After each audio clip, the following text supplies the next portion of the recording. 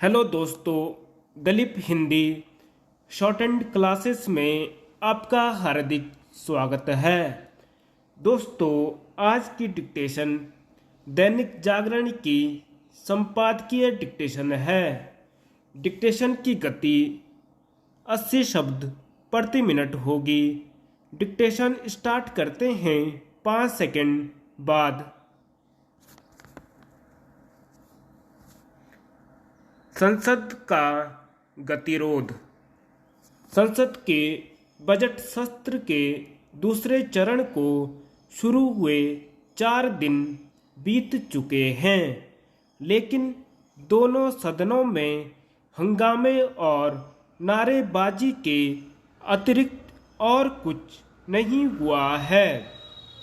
जहां सत्तापक्ष संसद में अपनी इस मांग पर जोर दे रहा है कि राहुल गांधी ने अपनी लंदन यात्रा के दौरान भारतीय लोकतंत्र के बारे में जो कुछ कहा उसके लिए उन्हें क्षमा याचना करनी चाहिए, वहीं कांग्रेस एवं अन्य विपक्षी दल अदानी मामले की जांच संयुक्त संसदीय समिति यानी जेपीसी से कराने पर अड़े हुए हैं और संसद नहीं चलने दे रहे हैं।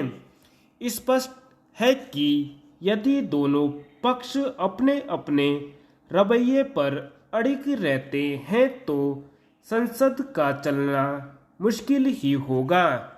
यदि ऐसा होता है तो यह बहुत ही दुर्भाग्यपूर्ण होगा।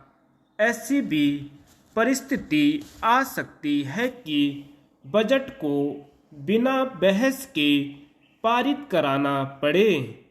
यह ठीक नहीं होगा, लेकिन संसद तभी चल सकती है जब दोनों पक्ष अपना अपना हट छोड़ेंगे।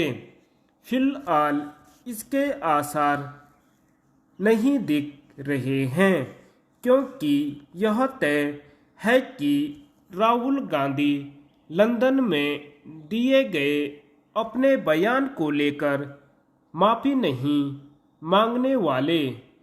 एक और जहां मल्लिकार्जुन खड़गे यह साफ कर चुके हैं कि राहुल गांधी माफी नहीं मांगने वाले, वहीं दूसरी ओर कांग्रेस के अन्य नेता भी यह सिद्ध करने में लगे हुए हैं कि उनके नेता ने लंदन में वैसा कुछ कहा ही नहीं जैसा बताया जा रहा है।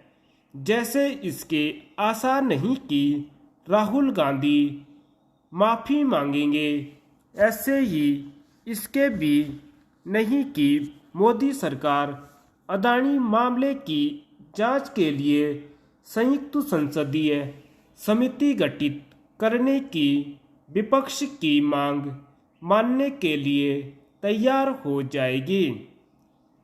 इसका एक कारण तो यह है कि सुप्रीम कोर्ट पहले ही 6 सदस्यीय समिति के गठन की घोषणा कर चुका है, और दूसरा यह कि वित्तीय मामलों में अब तक गठित संयुक्त संसदीय समितियों ने जांच के नाम पर या तो लिपापोती की है या फिर दलगत राजनीति। इसकी भी अनदेखी नहीं की जा सकती कि अदानी मामले की जांच संयुक्त संसदीय समिति से कराने की विपक्ष की मांग का मुख्य उद्देश्य इस मामले को अगले आम चुनाव तक जिंदा रखना है। चूंकि सरकार विपक्ष के इस इरादे को भांप चुकी है, इसलिए वह उसकी मांग पर ध्यान देने के लिए तैयार नहीं।